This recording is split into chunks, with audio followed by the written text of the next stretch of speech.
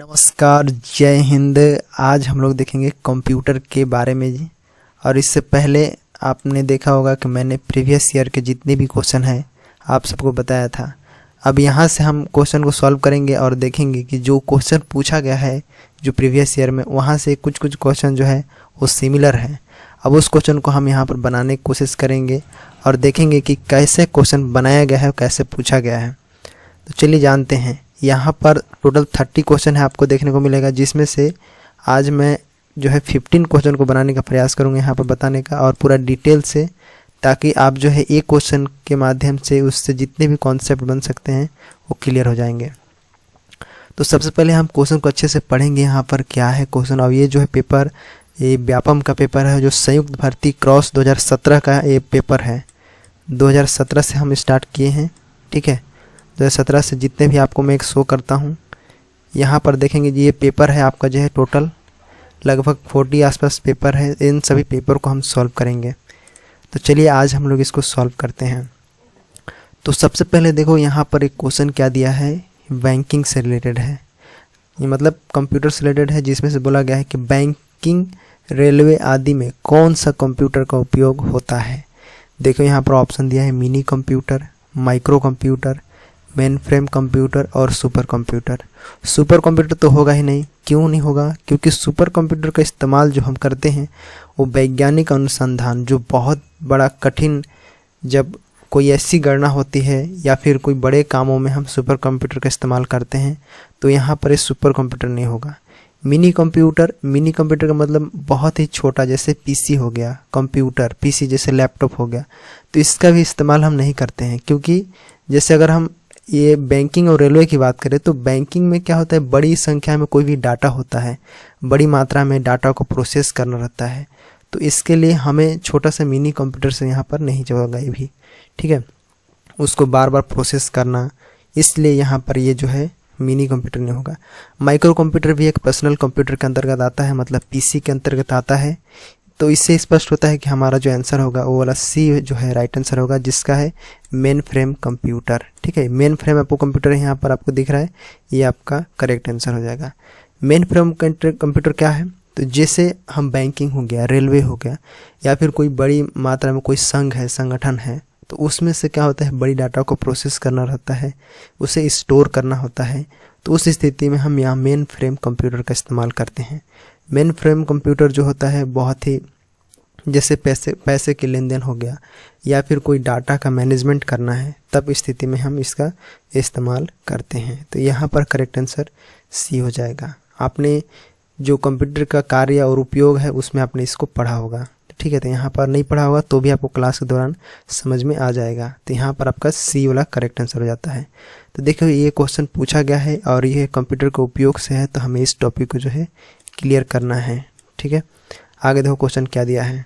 आगे देखो, कंप्यूटर में निम्नलिखित में से कौन सा उत्पाद, अगर आपको जो है मेन फ्रेम के बारे में और कुछ जानना है तो देखो, मेन फ्रेम का उपयोग समझ गए कि बहुत बड़ा उद्योग जैसे बिजनेस हो गया, मतलब बड़ी डाटा को हम प्रसंस्करण करते हैं, या फिर जैसे कोई सर्वर हो गया, या फिर पर्सनल कंप्यूटर के रूप में भी इस्तेमाल करते हैं, लेकिन इसकी पावर थोड़ा ज़्यादा रहता है, ठीक है।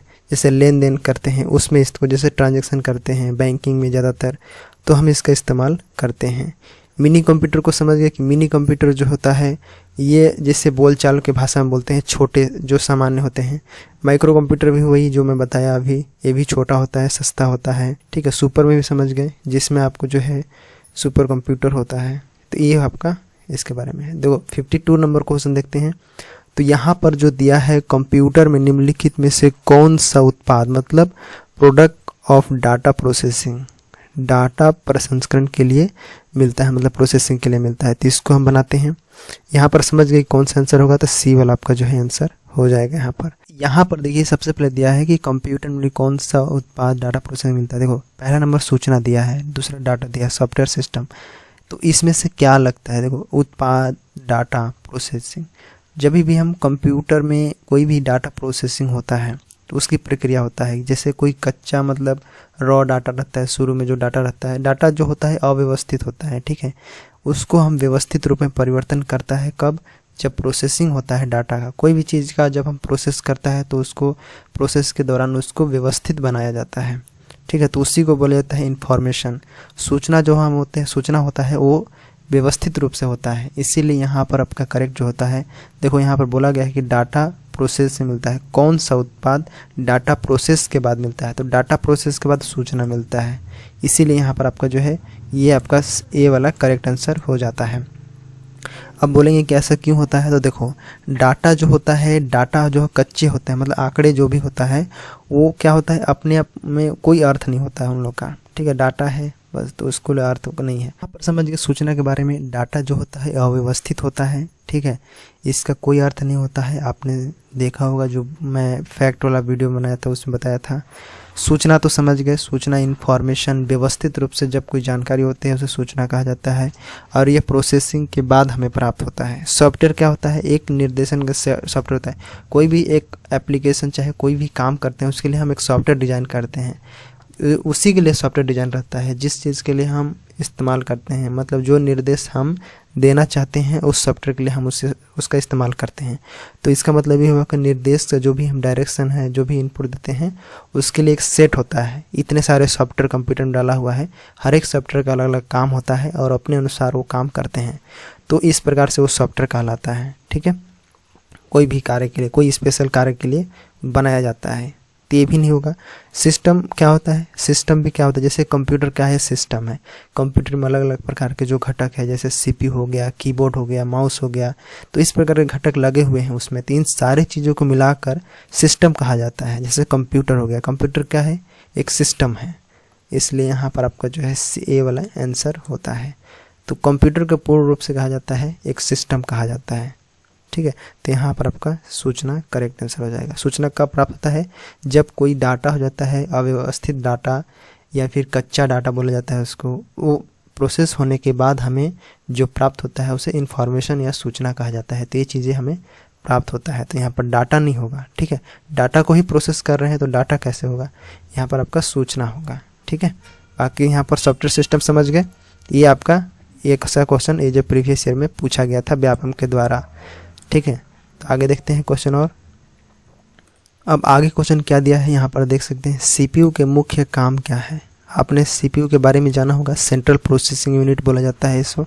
इसका मुख्य रूप से काम क्या होता है? तो आप बोलेंगे यहाँ पर सबसे पहला काम यहाँ पर ऑप्शन को देखना है। प्रोग्राम मतलब जो ये प्रोग्राम है, निर्देशों का पालन करना, भविष्य के लिए डाटा सूचना को संग्रहित करना, आंकड़ों और सूचना की प्रक्रिया। तो यहाँ पर आपको जो है यहाँ पर देखते के साथ पता चल जाएगा कि जैसे भविष्य के लिए डाटा और सूचना को संग्रहित करना है, तो ये हमें नहीं होगा। क्यों नहीं होगा? क्योंकि देखो सीपीयू का ये काम नहीं रहता है कि कोई भी डाटा को हम सुरक्षित रख सकते हैं या संग्रहित रख सकते हैं कोई भी सूचना को। ये किसका काम रहता है? ये मेमोरी का काम रहता है, ठीक है। कोई भी भविष्य में अगर डाटा है उसको सुरक्षित रखना है तो सीपीयू नहीं रखेगा, उसके लिए मेमोरी है, हार्ड डिस्क है, ठीक है। वो आपको जो है सुरक्षित रखता है डाटा को। जैसे रैम हो गया, ठीक है। रैम क्या है? एक स्टोरेज डिवाइस है। हार्ड ड्राइव है, ये सब क्या है? इसमें जो है data, videos, audios, file, music, इस प्रकार के सबके जो है स्टोर किया जाता है। तो यहाँ पर हमारा बी वाला ऑप्शन तो कट गया। अब देखो यहाँ पर प्रोग्राम निर्देशों का पालन करना। प्रोग्राम निर्देशों का पालन क्या करना? मतलब देखो जैसे सीपीयू हो गया, कंप्यूटर प्रोग्राम में जो भी निर्देश पढ़ता है उसकी जो व्याख्या करता है सीपीयू में होता है, ठीक है। जो कंप्यूटर का मस्तिष्क जो है कहलाता है वो क्या कहलाता है? सीपीयू कहलाता है। तो यही मेन कार्य करता है, तो ये हमारा तो सही होगा, ठीक है। उसके बाद देखो आंकड़ों और सूचना की प्रक्रिया दिया हुआ है। तो देखो सीपीयू में जब हम इनपुट भेजते हैं, जैसे कीबोर्ड के माध्यम से कोई भी इनपुट देते हैं या फिर अंक टाइप करते हैं, ठीक है, तो इनपुट देते हैं तो वहाँ पर जो कोई आपको जो है वहाँ पर संचालन होता है सीपीयू में, उसके बाद प्राप्त होता है। तो ये भी आपका सही होगा। इसका मतलब यहाँ पर आपका आंसर जो होगा डी वाला राइट आंसर हो जाएगा। आप क्वेश्चन को समझ जाएंगे, आंसर को भी आपको जो है यहाँ पर समझ में आ जाएगा। ये वाला आपका डी आंसर हो जाएगा। ये आपका मुख्य काम है। ये आपका the main job of CPU is to both, यहाँ पर आपका दोनों होगा, ठीक है। तो इस प्रकार से आपको जो है क्वेश्चन पूछा गया है और यहाँ पर समझना है। अब देखो यहाँ पर आगे क्वेश्चन क्या दिया है। तो देखो सबसे पहले दिया है निम्नलिखित में से कौन सा आउटपुट उपकरण नहीं है, मतलब आउटपुट डिवाइस नहीं है पूछा है, ठीक है। नहीं है को ध्यान देना है। तो यहाँ पर दिया है स्कैनर दिया है, प्रिंटर दिया है, टच स्क्रीन दिया है, प्लॉटर दिया है। तो देखो क्या है सबसे पहले समझते हैं। तो आप लोग ने यहाँ पर देखते हुए यहाँ पर स्कैनर बोला होगा, कई लोगों ने यहाँ पर टच स्क्रीन बोला होगा। प्रिंटर तो खैर आउटपुट डिवाइस है, ठीक है। यहाँ पर प्लॉटर भी एक प्रिंटर है, इसलिए आउटपुट डिवाइस है। यहाँ पर टच स्क्रीन और इसमें आप कंफ्यूज हो जाएंगे स्कैनर में। कई लोग यहाँ पर स्कैनर बोलेंगे, कई लोग यहाँ पर टच स्क्रीन बोलेंगे, क्योंकि स्क्रीन भी क्या है, एक इनपुट डिवाइस है, ठीक है। लेकिन यहाँ पर आपको बता दूं कि यहाँ पर राइट आंसर आपका जो है स्कैनर होगा। क्यों होगा, देखो मैं बताता हूँ। स्कैनर क्या है, एक इनपुट डिवाइस है, ये आउटपुट डिवाइस नहीं है। इसमें कोई दो राय नहीं है कि ये इनपुट भी है आउटपुट भी, ऐसा हम नहीं कह सकते, क्योंकि ये 100% क्या है, इनपुट डिवाइस है। क्या होता है, स्कैनर में स्कैन करते हैं कोई भी डॉक्यूमेंट को हम भेजते हैं, वो क्या होता है, इनपुट डिवाइस होता है, ठीक है। जैसे कोई फ़ोटो हो गया, सिग्नेचर हो गया, उसको हम स्कैन करते हैं। प्रिंटर जानते हैं, प्रिंटर क्या है, कोई भी डेटा होता है उसको पेज के माध्यम से प्रिंट किया जाता है। कागज़ पर जो भी छवि होता है या फिर इमेज होता है या फिर टेक्स्ट होता है उसको उतारा जाता है, तो उसको प्रिंटर बोलेंगे। टच स्क्रीन क्या होता है, देखो टच स्क्रीन में आपको जो है कन्फ्यूज़न हो सकता है, क्योंकि टच स्क्रीन जो होता है, जैसे हम ये इनपुट डिवाइस भी है आउटपुट डिवाइस है, दोनों की तरह कार्य करता है। जैसे हम अगर बात करें, जैसे प्लॉटर के बारे में समझ गए, प्लॉटर क्या है, प्रिंटर है, मतलब ये भी आउटपुट डिवाइस है। जैसे ग्राफिक डिजाइनर, ये प्रिंटर के लिए इसका उपयोग हो जाता है। आपको टच स्क्रीन में यहाँ पर कंफ्यूज हो सकते हैं, क्योंकि कई बार जैसे अगर यहाँ पर आपको बता दूँ, यहाँ पर अगर स्कैनर नहीं रहता, यहाँ पर अगर मॉनिटर रहता, तो हम जो आंसर लेते यहाँ पर टच स्क्रीन को लेते, क्योंकि ये इनपुट डिवाइस के रूप में इसको लेते हैं हम, ठीक है। लेकिन यहाँ पर हमारा स्कैनर दिया है, तो कई लोग यहाँ पर कंफ्यूज हो जाएंगे, लेकिन यहाँ पर आपका जो है स्कैनर सही होगा। टच स्क्रीन क्या होता है, जैसे आपने मोबाइल टच स्क्रीन देखा होगा, मोबाइल टच स्क्रीन, तो वो दो तरह से कार्य करता है। पहले तो वो टच, जैसे कि स्क्रीन टच होता है उस पर टच करते हैं, ठीक है। दूसरी स्क्रीन होता है, जैसे मोबाइल में कोई कंटेंट वीडियो होता है, वो टच करने के बाद तुरंत चालू होता है, ठीक है। तो उसमें दोनों एक साथ जुड़ा रहता है, जैसे कोई सेंसर हो गया, डिवाइस हो गया, ठीक है, टच, ये दोनों एक साथ जुड़ा रहता है, तो दोनों कंबाइन रहता है। तो वहाँ पर इनपुट और आउटपुट दोनों हम बोलेंगे। जैसे मोबाइल में क्लिक किया तो वीडियो ओपन हो गया, ठीक है, तो वहाँ पर इंस्टेंट दोनों टच है, मतलब टच स्क्रीन टच कर रहे हैं, प्लस में अंदर से भी आपको शो हो रहा है, मतलब दोनों जुड़ा हुआ है, एम्बेडेड है। तो इसलिए यहाँ पर इनपुट आउटपुट दोनों में काउंट करेंगे इसको। मतलब यहाँ पर इनपुट डिवाइस स्कैनर हो गया, और यहाँ पर बोल रहा है क्वेश्चन में कि आउटपुट उपकरण मतलब आउटपुट डिवाइस नहीं है बोल रहा है, तो स्कैनर यहाँ पर इनपुट डिवाइस है, बाकी सब आउटपुट डिवाइस है, ठीक है। इस प्रकार से यहाँ पर समझ के टच स्क्रीन के बारे में कई लोग यहाँ पर कंफ्यूज हो सकते हैं। ध्यान देना इस चीज़ को, क्योंकि कई बार ये क्वेश्चन पूछ सकता है कि टच स्क्रीन स्कैनर पूछ सकता है या टच स्क्रीन कीबोर्ड पूछ सकता है। तो कई लोग सोचेंगे कि टच स्क्रीन तो टच करने वाला है, इसको ये तो इनपुट डिवाइस है। क्योंकि देखो मोबाइल का एग्जांपल ले लेना आप लोग, मोबाइल से आप समझ जाओगे, क्योंकि मोबाइल में एक मॉड्यूल होता है, एक होता है टच, दूसरा होता है स्क्रीन, ठीक है। तो मोबाइल पर जो कंटेंट होता है वो क्या होता है, स्क्रीन पर शो होता है, और टच क्या है, एक सेंसर है टच उसमें, ठीक है। डिवाइस स्क्रीन के साथ दोनों क्या होते हैं, जुड़े रहते हैं, कंबाइंड रहता है। तो इस कारण क्या करेंगे, टच स्क्रीन क्या है, एक इनपुट और आउटपुट डिवाइस दोनों है, ठीक है। तो ये कंफ्यूज खत्म हो गया, यहाँ पर आपका ये वाला करेक्ट आंसर हो जाता है। आगे क्वेश्चन देखते हैं। देखो यहाँ पर दिया है एक डॉट मैट्रिक्स प्रिंटर। प्रिंटर जानते हैं, प्रिंटर दो प्रकार के होते हैं, एक होता है इम्पैक्ट प्रिंटर, एक होता है नॉन इम्पैक्ट प्रिंटर, ठीक है। इम्पैक्ट प्रिंटर जैसे डॉट प्रिंटर हो गया, इम्पैक्ट प्रिंटर है। इम्पैक्ट प्रिंटर मतलब कोई भी चीज़ का इम्पैक्ट कर रहा है, जैसे आप देखे होंगे कि डॉट मैट्रिक्स को देखेंगे, ये डॉट मैट्रिक्स क्या है, ये क्या है, तो ये एक इम्पैक्ट प्रिंटर है। कोई भी जैसे अक्षर होता है या फिर इसको प्रिंट किया जाता है तो उसमें एक रिबन रहता है, हथौड़े टाइप से रहता है, और एक रिबन लगा रहता है, उस पर ये चोट करता है और नीचे पेज में छपता है, तो इसको हम बोलते हैं इम्पैक्ट प्रिंटर, ठीक है। मतलब कागज़ पर रिबन को मारता है, मतलब रिबन को कागज़ पर मारता है, जिसके कारण यहाँ पर डॉट बनते हैं, ठीक है, डॉट बनते हैं, अक्षर बनते हैं। ये हो गया आपका। तो यहाँ पर नॉन इम्पैक्ट प्रिंटर है, ये गलत हो जाएगा यहाँ पर, ठीक है, ये तो होगा ही नहीं। आगे देखो, तो यहाँ पर एक बार में एक से अधिक कॉपी निकालता है, इसको अभी हम छोड़ देते हैं, इसको देखते हैं। एक बार में एक पूरी लाइन प्रिंट करता है, ये गलत हो जाएगा। देखो एक बार में एक लाइन पूरी प्रिंट नहीं करता है, एक बार में एक अक्षर प्रिंट करता है, इसीलिए तो इसको नाम डॉट मैट्रिक्स है। ठीक है, तो ये वाला हमारा सही हो जाएगा। अब देखो चौथा सही है तो मतलब तीसरा भी सही होगा, तो यहाँ पर आपका ये वाला भी सही हो जाएगा। कहने का मतलब ये है कि एक बार में एक से अधिक कॉपी निकालता है, बिल्कुल सही बात है। यहाँ पर आपका ये भी होगा और साथ में ये भी सही होगा दोनों। ठीक है, समझ गए, तो यहाँ पर आपका दोनों आंसर होगा और इसीलिए यहाँ पर सी वाला करेक्ट आंसर हो जाएगा। तो यहाँ पर समझ गए।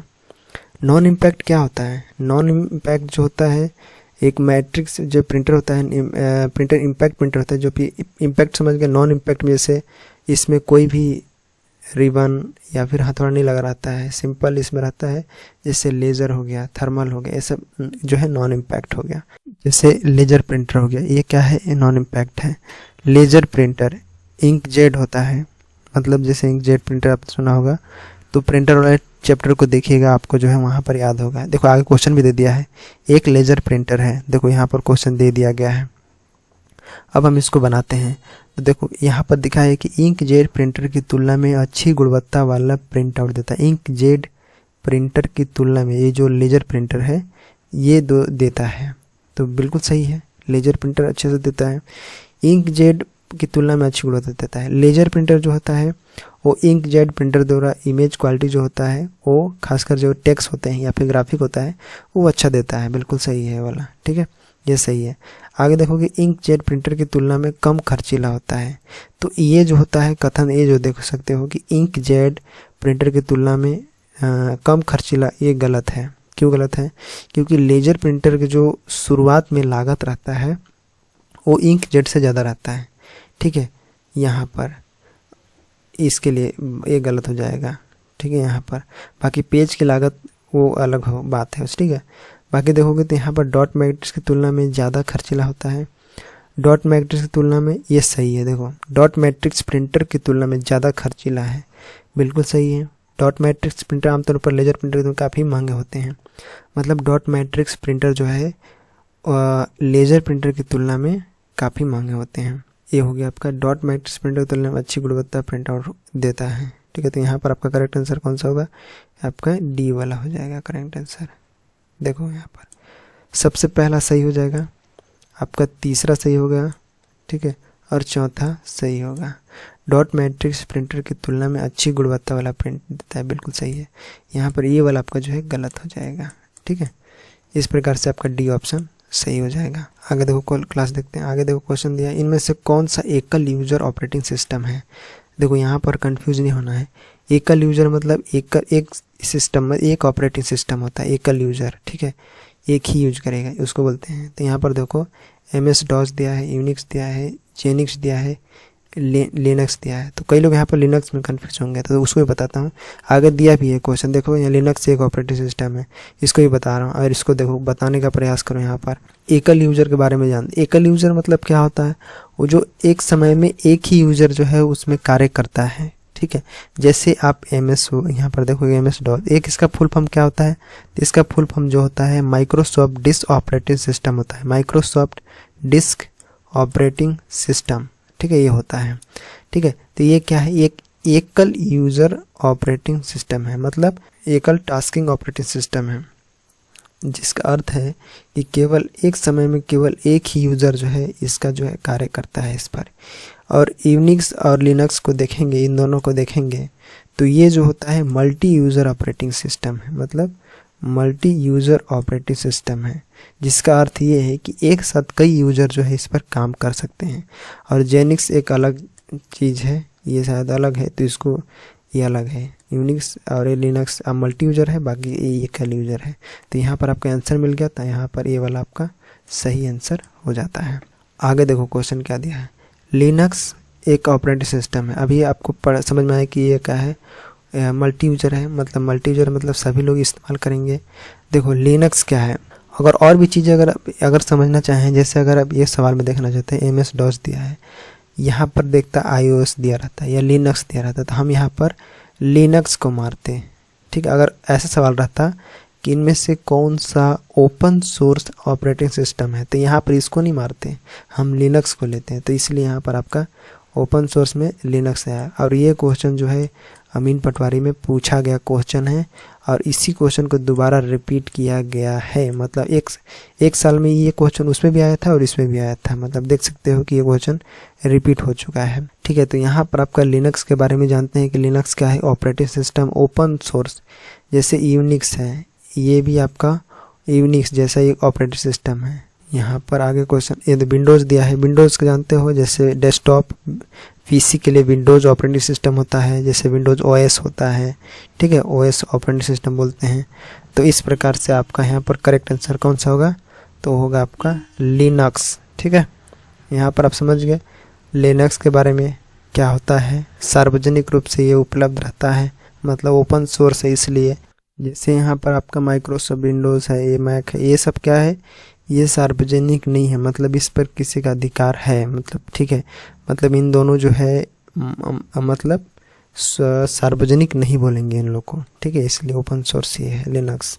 आगे क्वेश्चन क्या दिया है 59 में, यहाँ पर देखेंगे तो दिया है डॉक्यूमेंट के नीचे पहुँचाने के लिए निम्न में से कौन सा बटन दबाते, मतलब कौन सा की दबाते हैं बोल रहा है।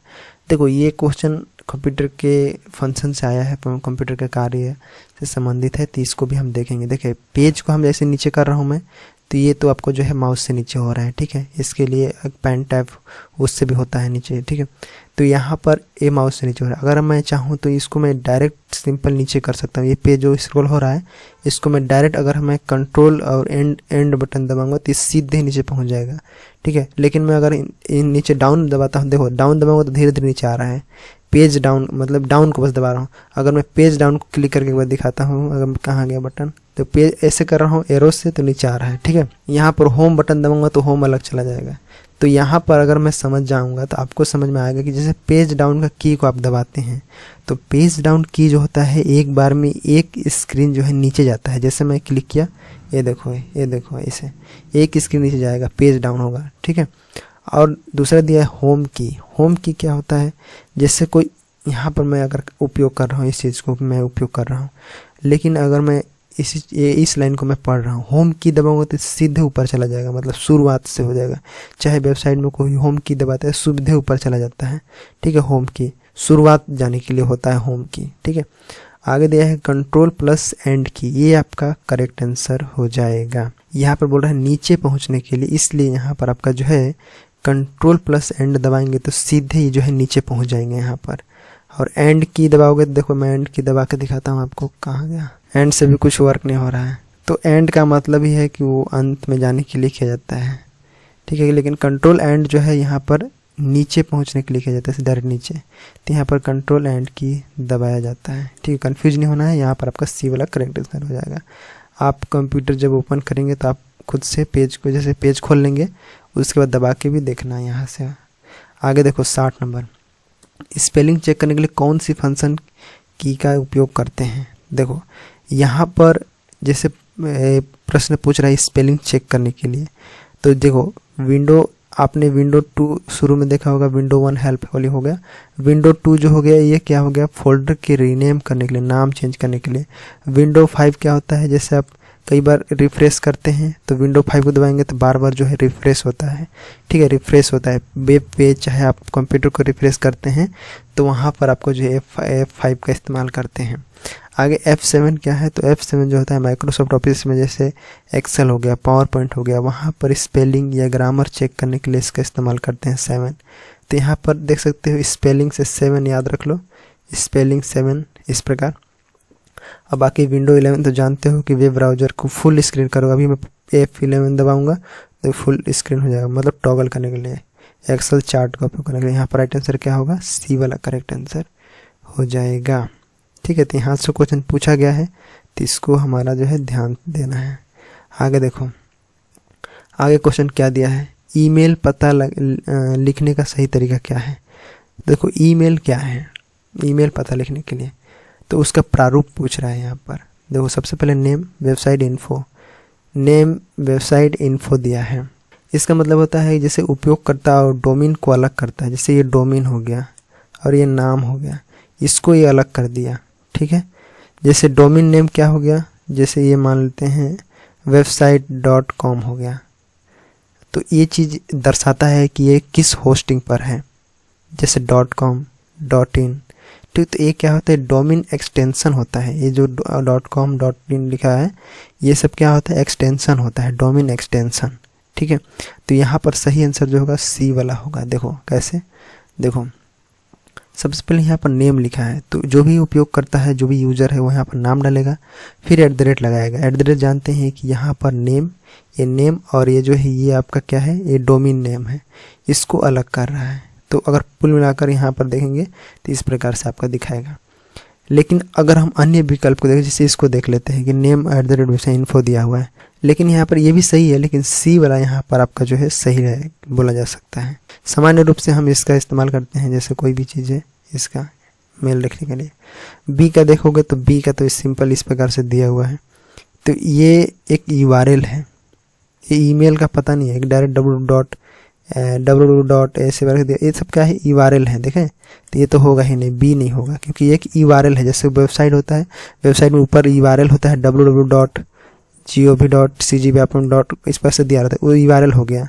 ठीक है, और एक होता है जैसे लास्ट देखो name.website.com दिया हुआ है, ये क्या है, तो इसमें @ चिन्ह है ही नहीं है, तो इसमें कैसे पता चलेगा कि ईमेल है कि क्या है। तो ये ईमेल @ लगाना जरूरी है ईमेल में। ठीक है, ईमेल में @gmail.com ऐसे करके। ठीक है, तो यहाँ पर हमारा जैसे कोई आप वेबसाइट बनाएंगे तो इस प्रकार से आपको सी वाला यहाँ पर राइट आंसर हो जाता है। ठीक है, सी आपका करेक्ट आंसर हो जाएगा। आगे देखो ई-कॉमर्स क्या है, तो ई-कॉमर्स के बारे में जानते हैं अब। ई-कॉमर्स का मतलब क्या होता है, जैसे ई मतलब इलेक्ट्रॉनिक, कॉमर्स ई-कॉमर्स बोलते हैं, मतलब इंटरनेट के माध्यम से वस्तुओं के सेवाओं को खरीदी बिक्री किया जाता है, उससे रिलेटेड है ये। ठीक है, जैसे ऑनलाइन लेन देन, डिजिटल पेमेंट। ठीक है, ये सब सिस्टम ऑनलाइन पेमेंट करते हैं या बिजनेस करते हैं, बिक्री करते हैं, तो ये सब ई-कॉमर्स के अंतर्गत आता है। ठीक है, अब बताएंगे कि यहाँ पर आपका राइट आंसर क्या होगा। देखो यहाँ पर बोल रहे हैं अंतर्राष्ट्रीय सामानों खरीदे बिक्री, तो होगा ही नहीं। इंटरनेट पर सामान और सर्विस की खरीद और बिक्री आपका सही हो जाएगा। देखो दुकान में नहीं मिलने वाला सामान सर्विस की बिक्री, ये भी कोई नहीं है, ऐसा कुछ नहीं है। कंप्यूटर के सामान की खरीद बिक्री भी गलत, आपका जो है सही आंसर कौन सा हो जाएगा, यहाँ पर बी वाला करेक्ट हो जाएगा। यहाँ पर बी आपका सही हो जाएगा, ये इजी क्वेश्चन था। आगे देखो कंप्यूटर नेटवर्क के द्वारा प्रसारित खुद को दोहराने वाला प्रोग्राम का नाम क्या है। देखो यहाँ पर आप समझना, सबसे पहले दिया है की लॉगर, कंप्यूटर नेटवर्क द्वारा प्रसारित खुद को दोहराने वाला प्रोग्राम। की लॉगर क्या है, ये क्या है, की लॉगर क्या है, एक स्पाईवेयर बोलते हैं इसको। मैं ये क्वेश्चन भी की लॉगर करके मैं आपको बताया था, अमीन पटवारी में भी पूछा गया क्वेश्चन है। जैसे कीबोर्ड को जो क्या करते हैं, कोई भी की लॉगर में बताया था कि जैसे कीबोर्ड में कोई भी काम करता है यूज़र, उसको रिकॉर्ड करता है कि कौन सा बटन क्या किया है, मतलब एक पासवर्ड के रूप में आप रख सकते हैं कि आप कोई भी चीज़ किसी को कंप्यूटर देते हैं, उससे पहले आप जो है उसका रिकॉर्ड बनाने के लिए की लॉगर आप ऑन कर देंगे, एक्टिव कर देंगे, तो उससे ये पता चलेगा कंप्यूटर में कौन कौन सा बटन दबाया है, क्या क्या किया गया है। या ये अमीन पटवारी में पूछा गया क्वेश्चन है, इसको देख लेना है। ठीक है, ये आगे देखो यहाँ पर वर्म आपका जो है सही आंसर होगा। वर्म क्या है, तो ये भी एक वर्म के बारे में बता देता हूँ। ये जो है आपका जो है एक मालवेयर है, मालवेयर। ठीक है, मैलवेयर बोला जाता है इसको। एक कंप्यूटर नेटवर्क होता है, कंप्यूटर नेटवर्क होता है, जैसे वायरस हो गया, तो इस प्रकार को वायरस के ये जो होता है, ये खुद को अपना होस्ट मिल जाना चाहिए। जैसे कोई फाइल है रखे हैं आप अपने कंप्यूटर में, फाइल रखे हैं, तो उस फाइल के साथ ये जुड़ने लगेगा। अगर इसको एक्टिव हो गया तो वो फाइल के साथ वो जुड़ेगा, और वो जुड़ के मतलब बस फाइल के साथ रहेगा वो। ठीक है, लेकिन ओपन नहीं होगा, और ये मतलब इंडिपेंडेंट हो सकता है, मतलब ये स्वतंत्र रूप से कार्य कर सकता है जैसे कोई इंटरनेट, और ये बहुत ही खतरनाक होता है। इसलिए वर्म यहाँ पर नाम से ही स्पष्ट है, वर्म एक मैलवेयर है। ठीक है, तो यहाँ पर पूछा गया खुद को दोहराने वाला, मतलब खुद को मतलब दोहरा रहा, मतलब बना रहा है। ठीक है, तो ये होगा आपका वर्म, करेक्ट आंसर हो जाएगा। आगे देखो क्रैकर दिया हुआ है, क्रैकर भी पूछा गया है अमीन पटवारी में। यह एक ऐसा व्यक्ति होता है, मतलब व्यक्ति होता है कंप्यूटर सिस्टम, जैसे एक ऐसा व्यक्ति होता है, जैसे क्रैकर का मतलब ये नाम है स्पष्ट है कि कोई भी सिस्टम नेटवर्क घुसकर अंदर से कोई भी क्रैक कर देना, मतलब जैसे पासवर्ड है चाहे कोई चीज़ है उसको क्रैक कर देता है। ठीक है, तो यहाँ पर वर्म ही एक क्या है, प्रोग्राम है ये। यहाँ पर वर्म क्या है, एक प्रोग्राम है, मेलवेयर है। बाकी देखोगे तो ये सब एक क्या है, ये नहीं, ये आपका जो है एक नेटवर्क है, मतलब सिस्टम पासवर्ड तोड़ने वाला। की लॉगर एक रिकॉर्डर है, रिकॉर्ड कर सकता है क्या क्या हो रहा है। तो यहाँ पर आपका बी वाला आपका राइट आंसर हो जाएगा। ठीक है, इसका क्लासेस भी मैं लूँगा जल्दी से डिटेल में। ये देखो हिंदी इंग्लिश दोनों में था, इसको मैं डिटेल से बताया था कहाँ कहाँ से क्वेश्चन पूछा, इसको भी मैं आपको बताऊँगा। ठीक है, तो चलिए यहाँ पर आपका समझ है क्रैकर के बारे में।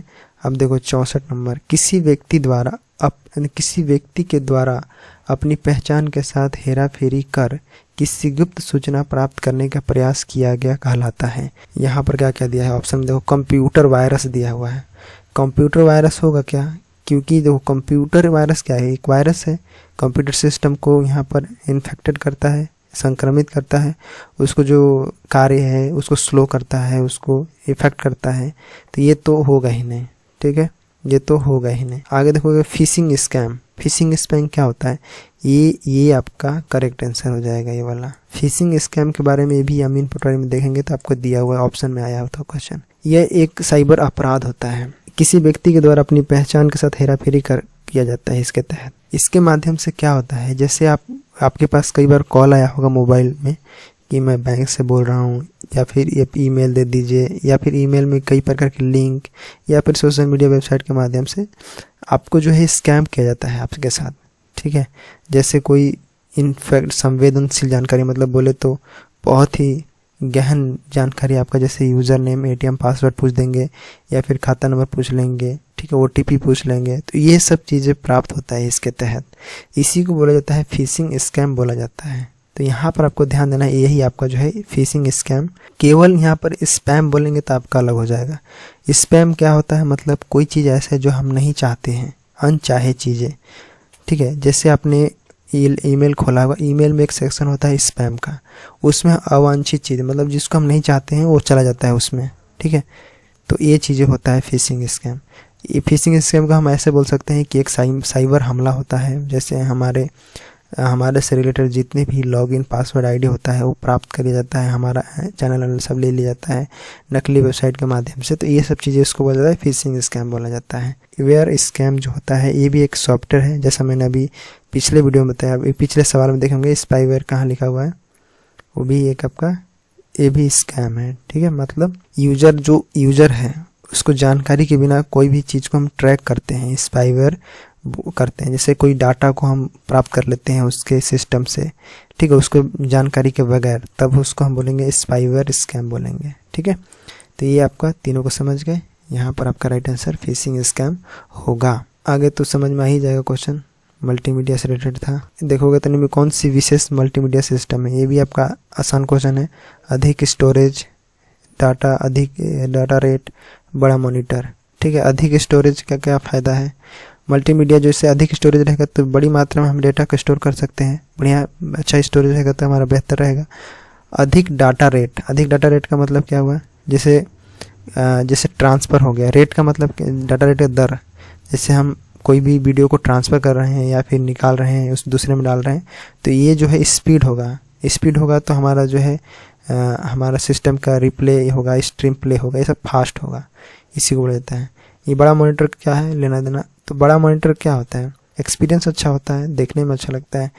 ठीक है, तो यहाँ पर ये नहीं होगा, आपका सही आंसर जो है मल्टीमीडिया सिस्टम क्या है, तो ए और बी आपका होगा, सी नहीं होगा। यहाँ पर ए दोनों होगा, आपका सी नहीं होगा। ठीक है, ये नहीं होगा। तो इस प्रकार का जो है 15 यहाँ पर क्वेश्चन दिया। आगे और भी क्वेश्चन है जो मैं कुछ सॉल्व कराऊंगा आप सबको। तो इसी प्रकार से हम सभी डिटेल क्वेश्चन को पढ़ेंगे और जानेंगे। तो मिलते हैं नेक्स्ट क्लास में।